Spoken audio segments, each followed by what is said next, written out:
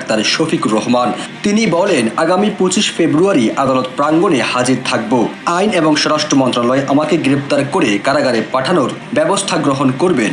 সময় মতো আমাকে যথাস্থানে পাবেন বলেও জানান তিনি।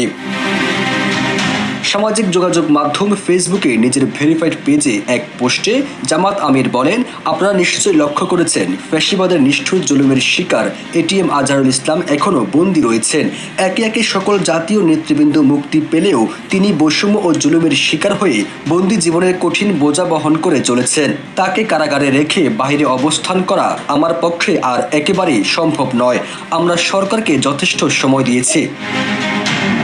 ওই পোস্টে জামাত আমির আরও বলেন, এই জুলুমের প্রতিবাদ এবং এটিএম আজহারুল ইসলামের মুক্তির দাবিতে আমি নিজে গ্রেপ্তার হওয়ার জন্য 25 ফেব্রুয়ারি আদালত প্রাঙ্গণে হাজির থাকব। মানবতা বিরোধী অপরাধের মামলায় মৃত্যুদণ্ডের রায় পুনর্বিবেচনা চেয়ে জামাত নেতা এটিএম আজহারুল ইসলামের করা আবেদনের শুনানির দিন বৃহস্পতিবার সুপ্রিম কোর্টের আপিল বিভাগে কার্যতালিকা রাখা হয়, কিন্তু এদিনও শুনানি হয়নি। 2014 সালের 30 ডিসেম্বর এটিএম আজহারকে মৃত্যুদণ্ডের রায় দেন আন্তর্জাতিক অপরাধ ট্রাইব্যুনাল।